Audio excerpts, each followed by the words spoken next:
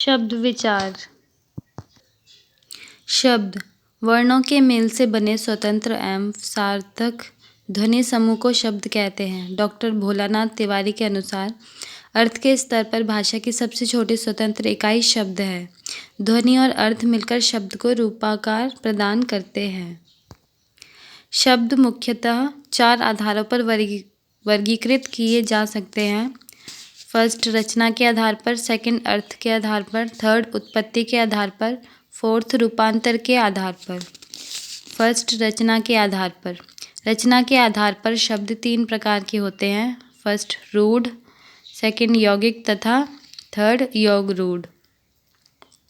First, रूढ़ शब्द वैसे शब्द जिनका कोई भी खंड सार्थक ना हो, जो परंपरा से विशेष अर्थ प्रदान करता आता है, रूढ़ शब्द कहलाता है, जैसे पानी, हाथी इत्यादि।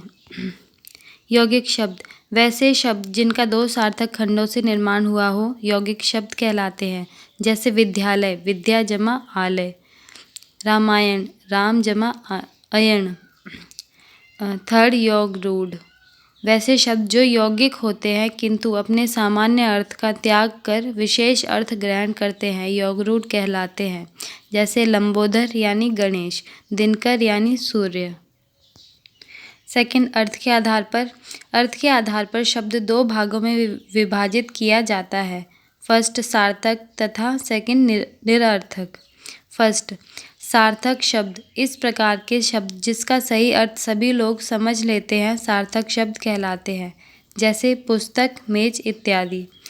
सेकंड, निरर्थक शब्द इस प्रकार के शब्द जिसका अर्थ समझ में नहीं आए, निरर्थक शब्द कहलाते हैं। निरर्थक शब्द किसी अर्थ का बोध कराने में सक्षम नहीं होते हैं, जैसे तग, वल, फग इत्यादि, किंतु कभी कभी निरर्थक शब्द भी प्रयोग में आकर सार्थक हो जाते हैं। उत्पत्ति के आधार पर। उत्पत्ति के आधार पर शब्द के 5 भेद हैं: तत्सम, तद्भव, देशज, विदेशज तथा संकर। तत्सम शब्द वैसे शब्द हैं जो संस्कृत के शब्द हैं तथा इनका हिंदी में प्रयोग उसी रूप में होता है, जैसे पुस्तक, अग्नि, वर्षा इत्यादि। तद्भव शब्द वैसे शब्द हैं जो संस्कृत के शब्दों का उच्चारण सहज बनाकर हिंदी में प्रयुक्त किए जाते हैं, जैसे आग, भाई, पिता इत्यादि। संस्कृत के तत्सम शब्दों का हिंदी में तद्भव शब्द के रूप में प्रयुक्त होने वाले शब्दों को उदाहरण स्वरूप दिया जा रहा है। तो कुछ शब्द हैं तत्सम और तद्भव। अग्नि, आग, अष्ट, 8, कूप, कुआं, कर्ण, कान, कोकिल, कोयल, गौ, गाय, कृषि, खेती, दुग्ध, दूध, तृण, तिनका, दंत, दांत, मयूर, मोर, जीवा, जीभ, सर्प, सांप, लज्जा, लाज, रात्रि, रात, नव, नया। देशज। देशज शब्द स्थानीय बोलियों से हिंदी में प्रवेश पाने वाले शब्द हैं। ये शब्द परंपरागत चेतना से प्राप्त हुए हैं, जिनकी सार्थकता ढूंढना कठिन है। वैसे कतिपय देशज शब्दों का स्रोत अब संस्कृत को ही माना जा रहा है, जैसे गद्दा। यह शब्द संस्कृत के गर्त से निष्पन्न बताया जाता है। देशज शब्दों के उदाहरण हैं पेट, गोठ, लोटा, डिबिया, पगड़ी इत्यादि। विदेशज। विदेशज शब्द विदेशी भाषा से हिंदी में आए हैं। अंग्रेजी, फारसी, पुर्तगीज इत्यादि विदेशी भाषा के शब्द अपने उच्चारण में परिवर्तन द्वारा हिंदी में प्रयुक्त हुए हैं, जैसे फारसी के शब्द हैं आवाज़, आईना, कबूतर, चेहरा, जोश, सरकार, मुर्दा, मुफ्त, सौदागर इत्यादि।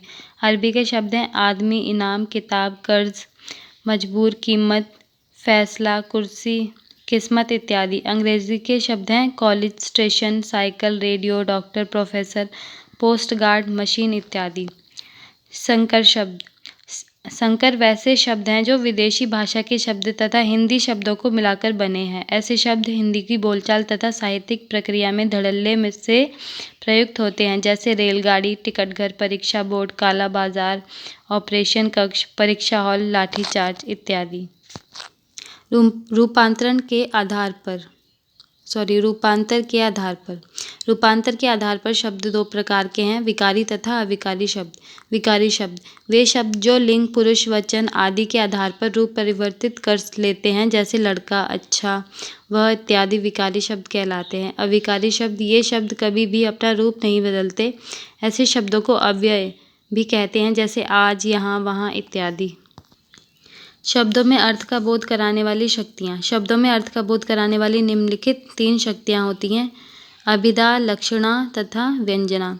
अभिधा शब्द के सामान्य अर्थ को बताने वाली शक्ति को अभिधा कहते हैं, जैसे कपि का अर्थ है बंदर होता है। लक्षणा जो शक्ति शब्दों के सामान्य अर्थ को छोड़कर उससे संबंध किसी अन्य अर्थ का बोध कराए, उसे लक्षणा कहते हैं, जैसे सागर पर नगर। व्यंजना जो शक्ति शब्द के सामान्य और संबंधित अर्थ को छोड़कर विशेषकर अर्थ का बोध कराए, उसे व्यंजना या व्यंग्यार्थ कहते हैं।